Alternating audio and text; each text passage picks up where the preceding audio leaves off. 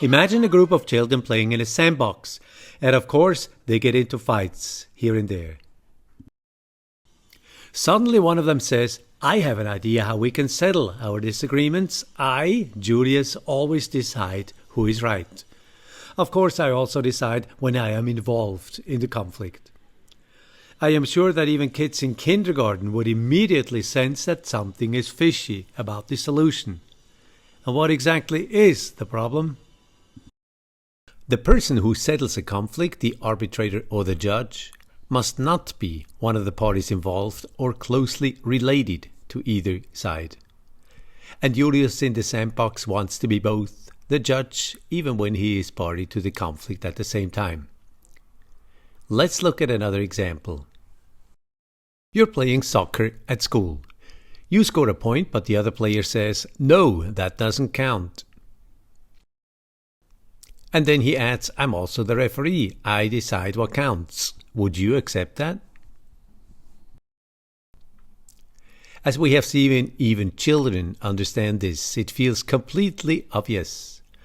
Yet in our world, even in everyday life, there is a large area where one party to a conflict also acts as the judge, or at least chooses and pays for the judge. You know what I'm talking about? Exactly, the state. The state is a party and a judge in one.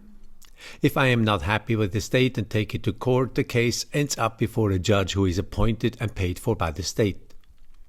This does not mean the state always wins, but even when it loses, it does not change the principle. The state is the sole and ultimate judge of itself. Now, we have gotten so used to this system that we almost never question the rules of the game.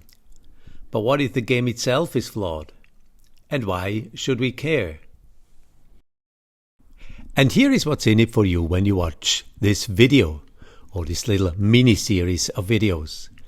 You will discover a new way of thinking about the world. You will discover a political system based on choice instead of force, and discover ideas that more and more people are starting to take seriously.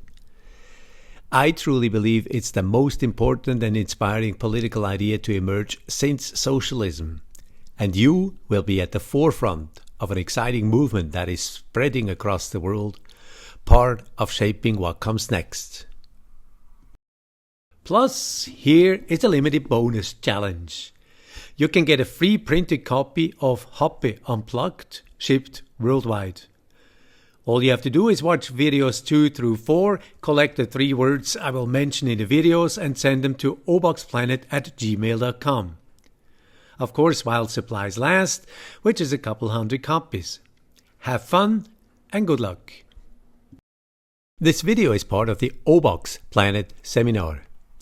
Now, in this seminar, we take a journey of imagination to a twin planet of the Earth. Let me give you an overview within 1 minute. We take today's Earth and put it into a box, figuratively speaking. We close the lid and set it respectfully aside for the moment. Now, outside the box, we imagine a planet, an outside-the-box planet, or simply OboxPlanet. It is a copy-paste of the Earth, same size, same oceans, same continents, same animals and even people, but it is missing one thing: there are no states. No lawmakers, no bureaucracy, no taxes, no military. And of course the questions immediately come up.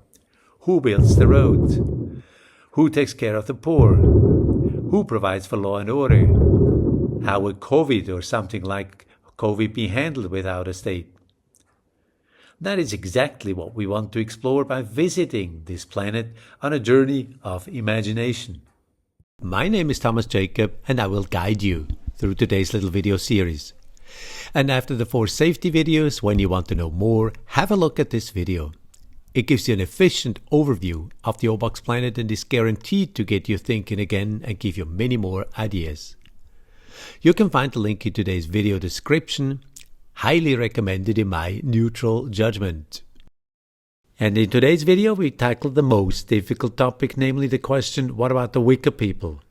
What happens in a world without state police and without state courts, with thieves, robbers and murderers? With people who deliberately want to harm others? with so-called private criminals or pricks, as we call them on the OboxPlanet. Wait a minute, you might think, law and order are too important to be left to the market. Well, I promised you a new perspective, here it is. On the OboxPlanet, we say precisely because it is so important it must be left to the market and not be run by the state. Because the more important something is, the more important is that it works well. If the state only produces frisbees and does this badly, it annoys me, on the far right, and a few other baby boomers. Now, if the state runs all bread production, things get more serious, as people who lived under socialism can tell you from experience.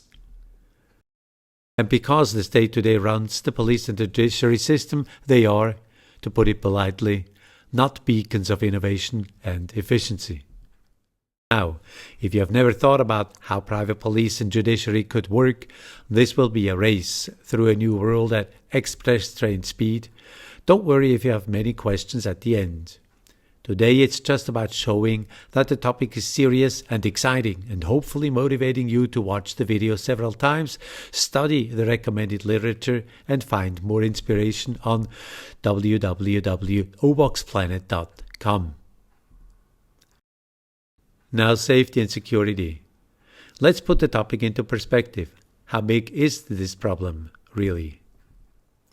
In Switzerland, the total tax burden on all levels, municipal, cantonal and federal, add up to about 32% of total income. Of that 32%, roughly 6% is spent on security. That is, police, courts, prisons and the military. 6 out of 32% equals 2 out of 100%, which means that 2 out of 100 francs of total income is spent on security in Switzerland. And in other European countries it's similar. According to Eurostat, and excluding military spending, it's even below 2%. To sum it up, we are basically talking about how private companies could take over these 2% from the state. Approaching the topic with 4 main chapters. The 4 stages of security, why everyone involved wants fairness, the Peace Pass contract as a possible solution, and some frequently asked questions.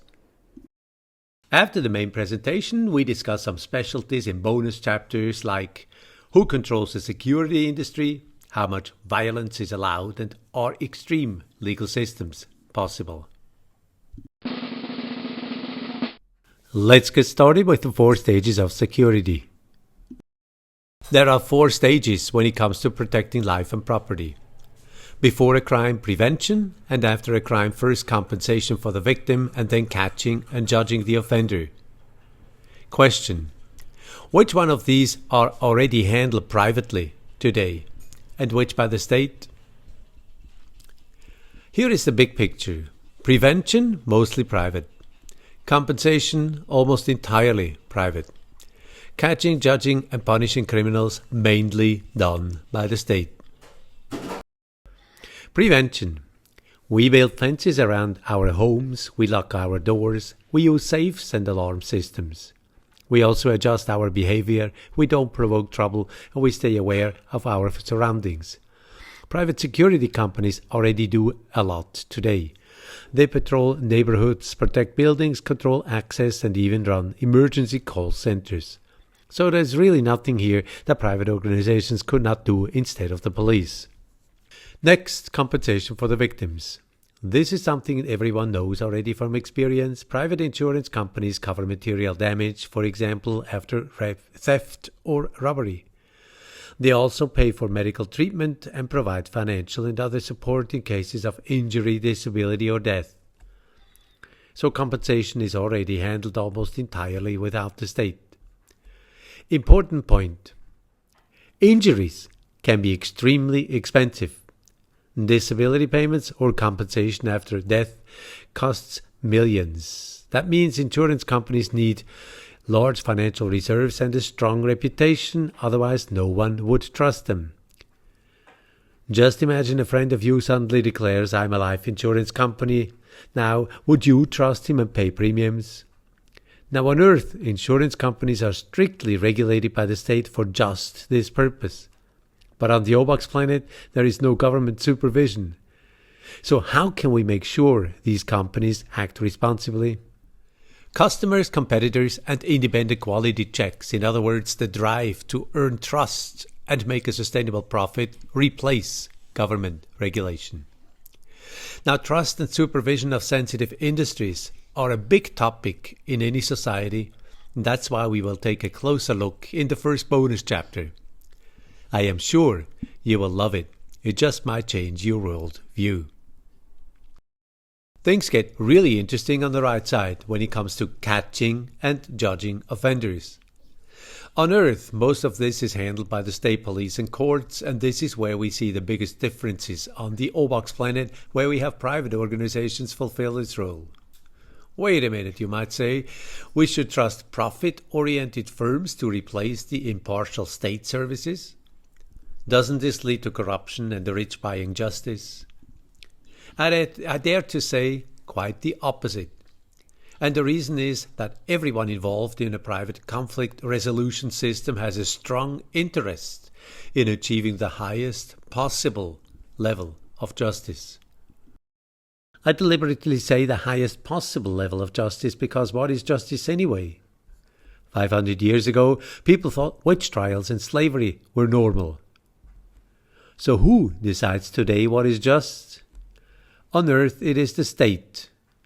Within its borders, politicians, or sometimes a king or a dictator, decide what is right and wrong, and whatever they decide applies to everyone, whether you agree with it or not.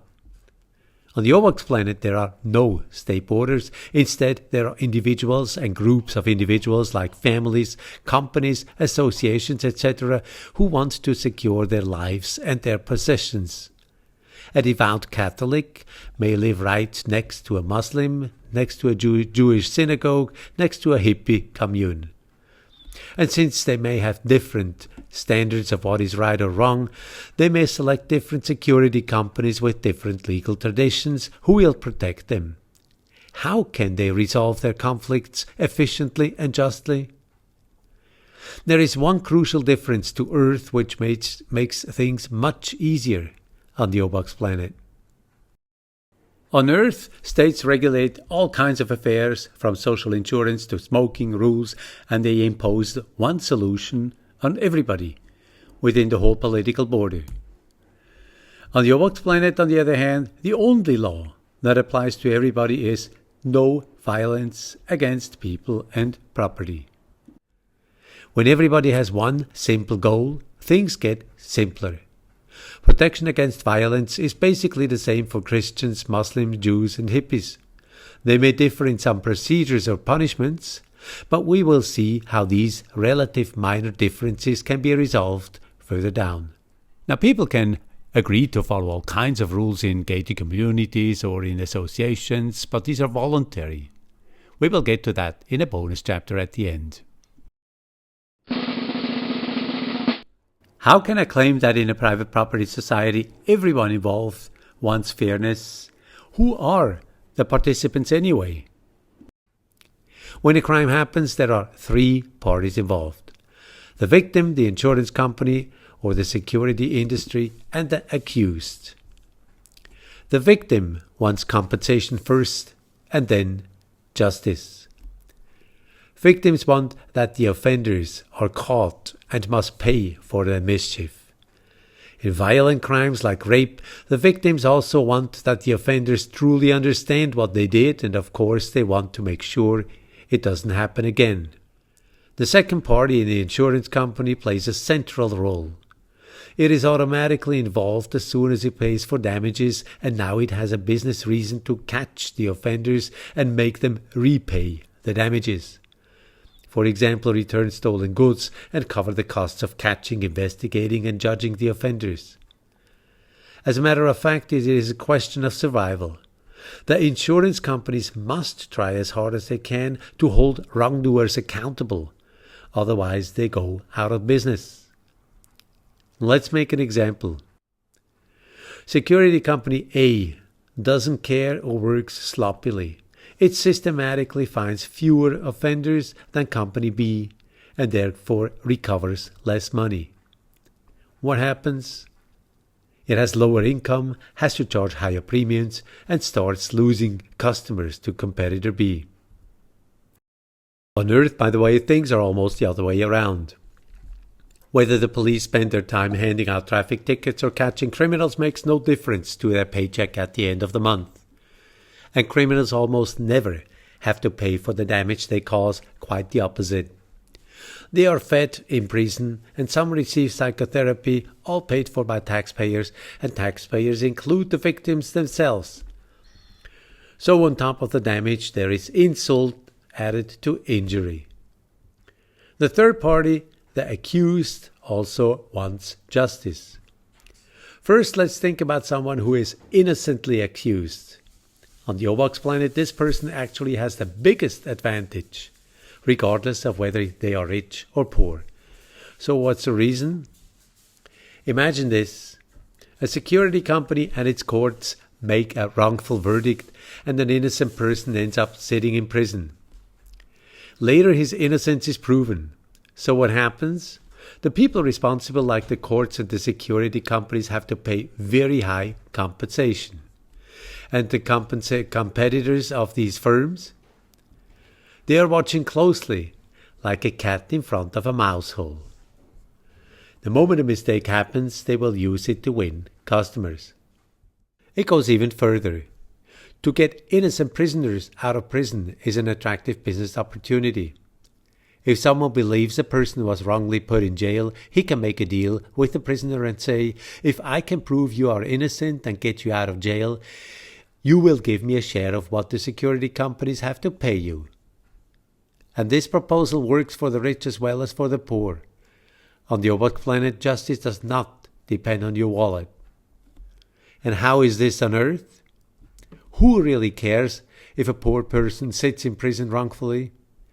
And when we look at court trials on Earth today, what do you think? Does a rich person who can pay a lawyer get a different trial than a poor sucker who gets a state-financed defense lawyer? As a general rule, what do you think? Now let's look at the next category, those who are guilty, the convicted offenders. Here we can distinguish between two types, those who learn and those who don't. Those who learn. If someone makes a mistake, especially when they're young, they don't need revenge, they need a fair punishment. Something that hurts but feels just. For many first-time offenders, this is enough to guide them back onto the right path. And if they honestly regret what they did, and if they make up for the damage they caused, they are often given a second chance. That's how people are. And there is another point. In a private law society, it is profitable for the security industry to get offenders back into productive lives as soon as possible instead of paying for long and expensive prison terms. And once again, this is a big difference to Earth, where prison costs are borne by the taxpayer and the decision makers have little direct interest in minimizing costs. Now, for repeat offenders or serious crimes, the priority is to protect others. These offenders live in secure facilities. There they can earn more comfort, like better food, better lodging and entertainment, if they make an effort. Of course, here also there is an economic interest in reintegrating such offenders back into society, but we all know how challenging this can be. That's why on the OboxPlanet there are companies that specialize in just this business model.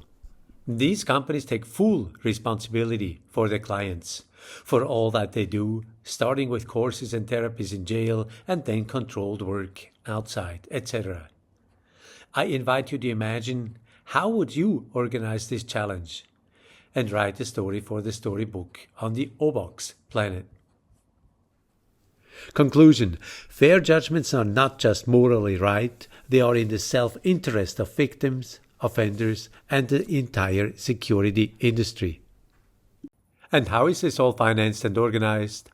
Find out in the next video.